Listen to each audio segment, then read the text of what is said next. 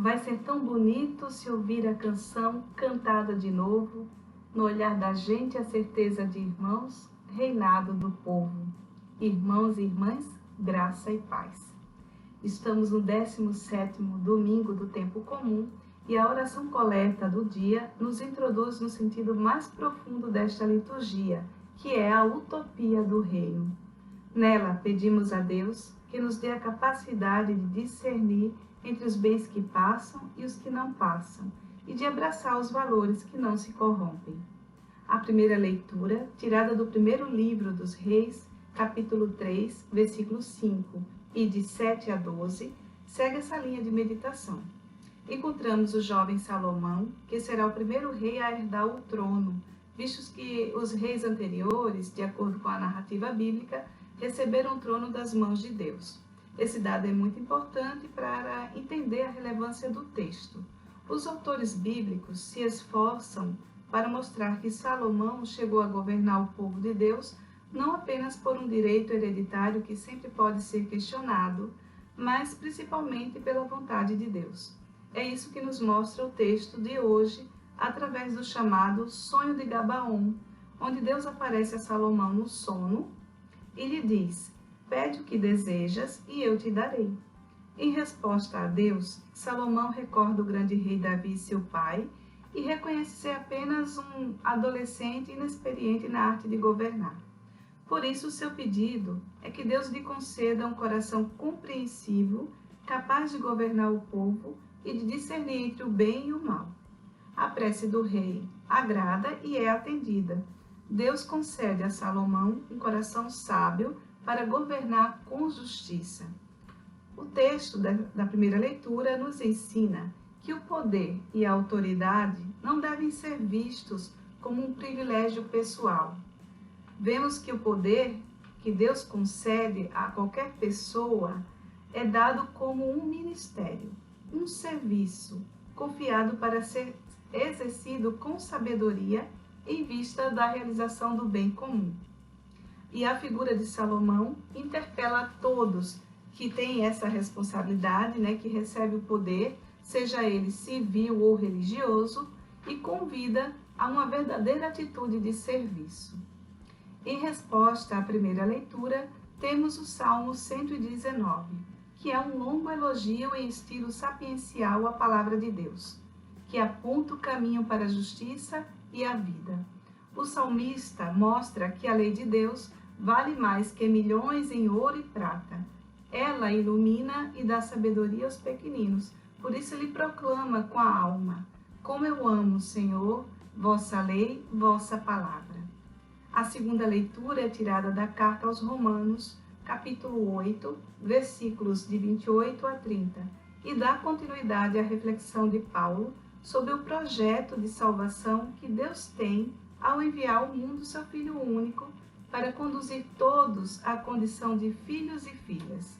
São apenas 3 versículos que contêm um dos temas mais difíceis nas cartas paulinas, que é o tema da predestinação. Podemos dizer, em breves palavras, que a perspectiva de Paulo é a da predestinação para o bem, de modo que ele afirma no texto: tudo concorre para o bem daqueles que amam a Deus. Paulo relembra que o projeto de amor de Deus não é um acontecimento casual e não deve ser entendido no sentido de que a salvação se destine apenas a um grupo de predestinados.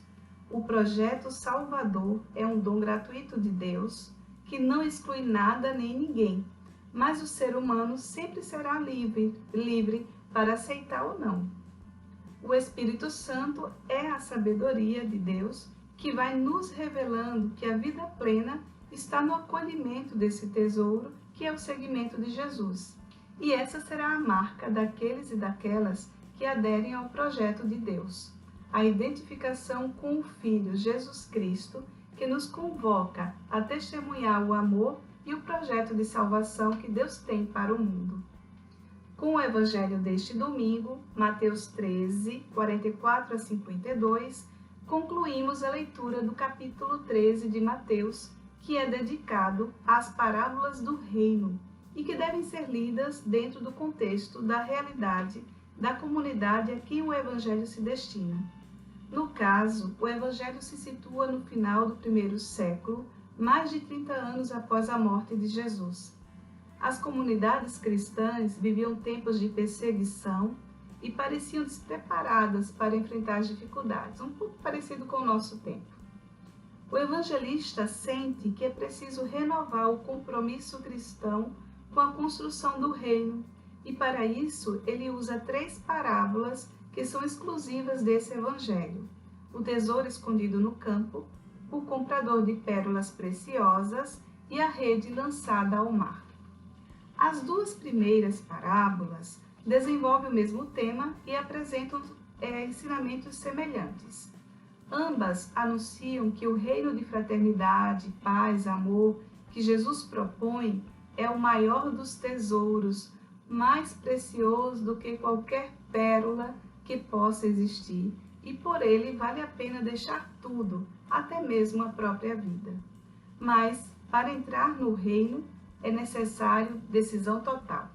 Apegar-se a falsas seguranças, sejam elas o poder, a fama, o dinheiro, ou até mesmo falsas imitações de religião, é preferir bijuterias a uma pedra preciosa.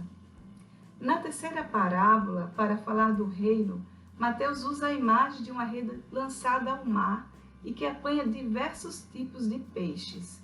O ensinamento que encontramos aqui é semelhante ao do evangelho do domingo passado, do joio e do trigo, e que falava da presença do bem e do mal, justiça e injustiça na história humana. A imagem da rede, que apanha diversos tipos de peixes, reforça a ideia da segunda leitura, em que Paulo afirma que a salvação não é para um grupo seleto de predestinados, mas é um projeto de amor aberto a todos. No entanto, como é próprio deste evangelho, a espera paciente de Deus pela conversão de seus filhos e filhas dura até a consumação do reino, que se realizará através de um julgamento onde os anjos irão separar os maus dos bons, segundo o texto. Para falar do destino dos maus, o evangelista usa uma figura de linguagem. Ele diz que esses vão ser jogados, no feixe, queimados, e vão ser jogados num lugar onde há choro e ranger de dentes. Isso no evangelho do domingo passado, e nesse evangelho novamente se repete. O que essa expressão significa? Essa expressão quer indicar a frustração definitiva daqueles e daquelas que trocaram o tesouro verdadeiro, que é o reino, pelos bens efêmeros passageiros deste mundo. No final do capítulo 13 do Evangelho de Mateus, Jesus pergunta aos discípulos se eles entenderam as parábolas, e pela primeira vez eles respondem de primeiro que sim, entenderam.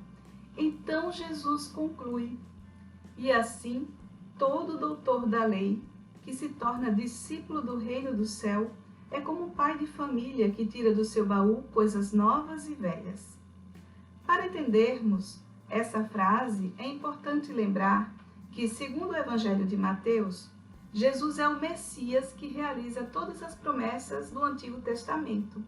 E aqueles que se tornam discípulos e discípulas de Jesus são capazes de ver a ligação entre o Antigo e o Novo Testamento, porque em Jesus tudo se renova e toma sentido, e a comunidade reunida em torno dele se torna portadora da boa notícia, a fim de que todos e todas descubram e abracem o tesouro, a pérola preciosa, que é o reino dos céus. Para a nossa meditação pessoal nesse domingo, seria interessante a gente pensar que no contexto atual que vivemos no Brasil e também no mundo, talvez nos encontremos como aqueles cristãos a quem Mateus escrevia, mergulhados num ambiente hostil, numa fé um tanto quanto morna, desanimados e até mesmo tentados pela ganância e poder, confrontados por valores e antivalores. Em meio a tudo isso, o cristão é chamado a redescobrir e optar decisivamente pelo reino, por esse valor mais alto que deve dar sentido às suas vidas. Nesse domingo do Senhor, seria bom parar um pouquinho e fazer um exame de consciência e se perguntar: como anda a minha opção pelo projeto de amor de Deus na construção do reino de fraternidade e de justiça para todos e todas? Que o Espírito Santo renove nossa opção pelo reino, que é para todas as pessoas, que é para a criação. Bom domingo, fiquem com Deus.